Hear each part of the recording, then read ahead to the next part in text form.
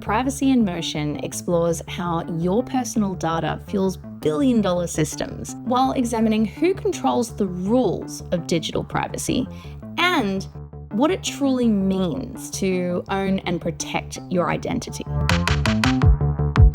People like you care a lot, people in crypto care a lot about privacy, but it's said that the wider internet surfing public doesn't care enough. They're nihilist or nihilist, right? They don't care. Do you think people actually care about their digital privacy?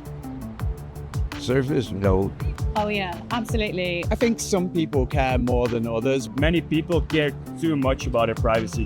What do you think about that? So first of all, ask them to hand over their unlocked phone and see if they really believe what they're saying.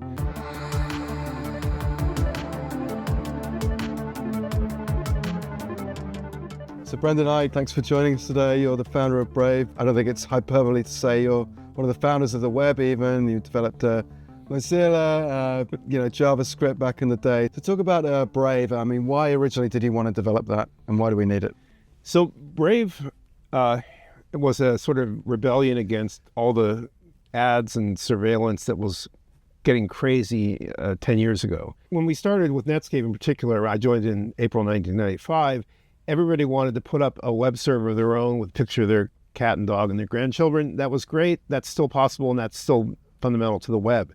But nobody thought about what if there's a picture on my site that I load from a different site. That site could track my users. That became the ad tech pixel, which then got reduced to an invisible JavaScript.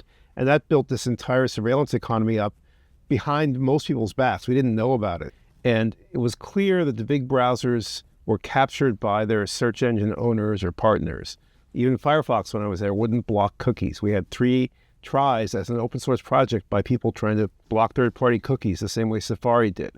And they got rejected. And I was party to it, so I'm not blaming anybody else, but we all thought this rocks the boat too much, and it's just going to cause people doing ad tech to run to the fingerprinting side of the ship, and it's not going to improve the situation. So with Brave, we got to start from a smaller user base of lead users and build a new approach that blocks by default, so private by default, and then can we build up new economics and new models for keeping publishers and users happy.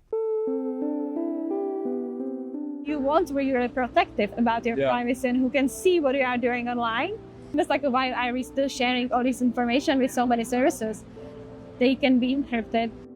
Privacy is a right, so you should be able to block things. Free riding is always allowed on the web if the content isn't paywalled, in my opinion. This is the nature of the web.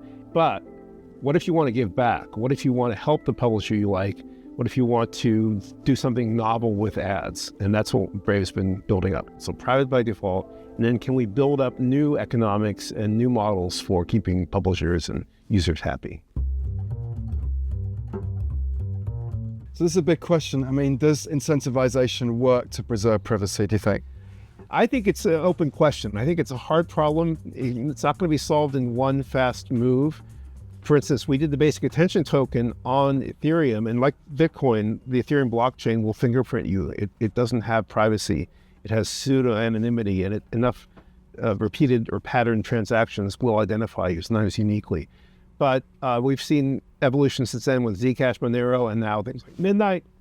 And we've done our own sort of browser-based techniques because we don't want to put things on the blockchain if we don't have to at all. We don't want to put them on our servers. It's better not to have the data. Then you can't be evil, instead of the sophomore "don't be evil" slogan Google used to have until they retired it. So can you build up a trusted edge-based browser operating system data set that allows you to look back, do that kind of analytics that credit card companies do to detect non-fraud from fraud, but do it in the browser and then mint a zero-knowledge proof, a proof that anyone can verify based on the terms of the proof itself.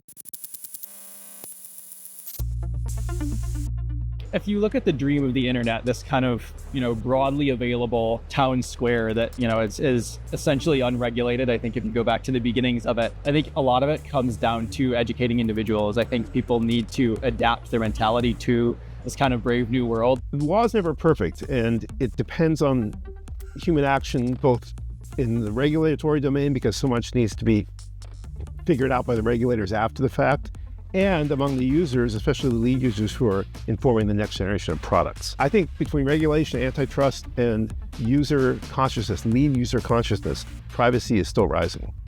If we've learned anything from browsers like Brave, it's that privacy isn't just possible, it's preferable. But to truly reclaim the web, we may need to rethink not just how we browse, but what the internet is even made of. So what happens when we stop patching the system and start rebuilding it from the protocol up?